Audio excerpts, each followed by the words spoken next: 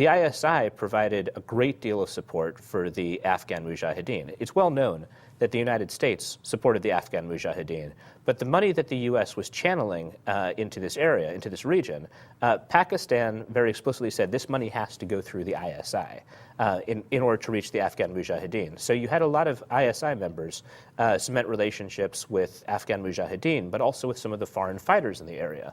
Osama bin Laden, for example, was there during the 1980s. His deputy, Ayman al-Zawahiri, was there during the 1980s. And these relationships started to develop during that area. During that era, it was important not only for creating the relationships, but also for fleshing out the way that that basically a group of stateless fighters could go up against a superpower, beat the superpower, and it helped to shape the strategic thinking of Pakistan throughout the 1990s. They saw and so today it's really institutionalized, isn't it? It's institutionalized. Now, looking to the 1990s, you had a few areas where this was occurring. One is in Afghanistan, where there was a lot of support for the Taliban. They saw the Taliban providing them with strategic depth in a country that had normally been hostile to Pakistan. They also used stateless Islamic fighters in the Kashmir. Starting in the 1980s, but very much escalating in the 1990s, you had support for religious militant organizations that were attacking the Indian troop presence in Kashmir, which is a big disputed area. So it started to get institutionalized, and there was a set of linkages that were built and a kind of strategic thinking that was built into the organization. Now when you have things like the Mumbai terrorist plot that occurred late last year, it's come out since then that the ISI had a role in planning the plot. Now, when we say the ISI, it wasn't the ISI as a whole. I'm quite certain that Pakistan's intelligence agency, military intelligence agency, was not as a whole carrying out an attack against India. But it was certain powerful people within the organization. But you had certain people within the organization who had the resources to do so, who were carrying it out. And why would they do that, though? What's the benefit of attacking India? Well, here's the way I see it. And I've talked to some intelligence sources who have information supporting this. It's not cut and dried. But it seems like there's a clear benefit to people who don't like the fight against religious militancy. When this new government came into power, Zardari's government with Gilani as the prime minister, they were actually mounting a counterinsurgency campaign against some of the areas that the Taliban at that time controlled. And the Taliban was getting pushed back from some of the areas that they'd had and that they, like SWAT today, that they considered to be theirs. Well, as soon as you had this attack occur against India, they had no question where these attackers had come from, that they'd come from Pakistan. That's not to say that they thought it was the Pakistani government, but clearly they're coming from Pakistan. There was a likelihood, I mean, how much we don't know, but there was a degree of likelihood in India's mind that this was coming from the Pakistani government itself. So as a result of that, you had Pakistan's military draw down from the fight against Islamic militants in Pakistan and instead move towards the Indian border, which took the pressure off the Taliban inside Pakistan. Because they're expecting a retaliation by India. Right, and at least they have to be ready for it. They have to move their troops to the border. So something like that certainly had a tremendous strategic impact inside Pakistan itself. So given the gains that the Taliban is making, how stable is the Pakistani government? That's the million-dollar question. You have high-level people within the Carter administration who saw Iran fall, who saw the Shah of Iran fall from power, and Ayatollah Khomeini come to power, saw an Islamic revolution within Iran. Compare Pakistan today, Pakistan circa 2008, 2009 to Iran 1979. Now, are they overstating the case? I don't know. I mean, what they're saying essentially is that things look an awful lot alike. Pakistan today looks a lot like Iran did back in 1979. That doesn't mean that they'll necessarily end up the same way, but you have a lot of bad signs. Obviously, Pakistan does not enjoy force of arms within its own borders. I mean, there's a difference of opinion on this issue. I was just speaking to a colleague of mine on the way over to speak to you today about Pakistan, and his view is that the Pakistani military really hasn't committed yet to whether it's going to fight against Islamic militants.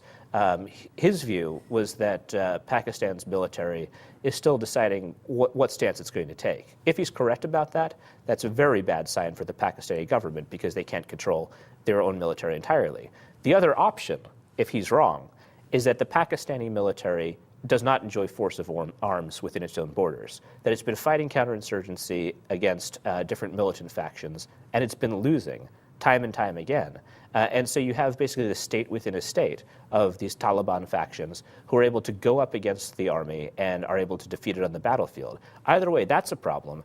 Then you have internal sympathies within the military for the Taliban, for al-Qaeda. It's quite clear that some of the assassination attempts that were directed against former Pakistani President Pervez Musharraf were inside jobs, that there was a degree of ISI or military complicity in those assassination attempts against Musharraf, given the degree of information they had about the routes that he was taking. They had very specific information about where he would be and when he would be there, which indicated that it had to have been an inside job. So that also provides the suggestion that a coup could perhaps be executed against Zardari, against the current regime. That would be a danger. You have a number of different danger signs that are flashing in Pakistan. So what are the strategic implications of the Taliban being in control of Swat and now Bunair? Will they start setting up camps, training camps? What's going to happen? Wherever they've held territory, they've set up training camps. That was the case in Waziristan, where you saw the number of training camps multiply. Certainly, it's going to be used as an area where militants can regroup for the fight against coalition forces in Afghanistan. It bodes ill for the U.S.'s efforts there, and it's often been said that the key to Afghanistan is having a Pakistan policy that will work. Definitely, it makes the chance of a catastrophic terrorist attack against the West greater. Anytime you have territory that Islamic militants hold, where they can communicate, where they can train, where they can plan for attacks against the West, that's something that the 9/11 Commission report said is necessary to carry out a catastrophic act of terror similar to 9/11. But one further thing is that wherever these guys, and by that I mean al-Qaeda and the Taliban, have gone, they've tended to overreach. So that creates a question in a lot of people's minds: are they going to try to take Islamabad? In my view, I don't think they're going to try to do that, because I talked a little bit about the topography and the terrain of Swat and Bunair. If they move out towards Islamabad, it becomes a different situation. Suddenly, they're the attackers. The Pakistani military can defend Islamabad. The terrain is much more favorable to the Pakistani military. And al-Qaeda forces, and the al-Qaeda forces are mixed in with this, even though the Taliban is front and center. But these forces, the al-Qaeda and the Taliban, they're not great attackers. Certainly not within Pakistan. I mean, they've had some successes as attackers before, but to attack a city like Islamabad seems like something that they couldn't accomplish. If they were smart about this, they probably would sit on Swat and Bunair and consolidate their gains and try to build off of that. But they don't always play it smart. Don't give them any ideas. You know, President Obama has said that we should be able to identify moderate elements within the Taliban and maybe reach out to them. What do you think of that? I think that's I think that's fine in theory, and it's something that could work. It's one of those areas where the devil's in the details. I mean, the thinking behind that is that, and this is correct, that not everybody who's labeled Taliban is actually Taliban. I mean, some commentators call them capital T Taliban and little t Taliban, and you, as someone who's familiar with the alphabets of the region, will know that that doesn't make any sense whatsoever, since you're not going to have capitalization in Urdu anyway. But what they mean is that there are some guys who are ideologically committed. Some guys are more like warlords. That's clearly correct. If you think back to the U.S.'s actions in Afghanistan shortly after 9/11, you had all of these different warlords in Afghanistan suddenly flip just like that, as the U.S. came in there and it was clear that the U.S. was going to beat the Taliban. Suddenly, everyone who'd been Taliban was no longer Taliban.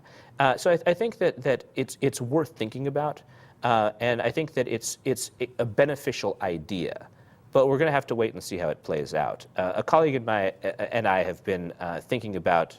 We've been working on a piece, which is actually a very hard piece to work on, about what can you get from these negotiations. What are the benchmarks for actual success?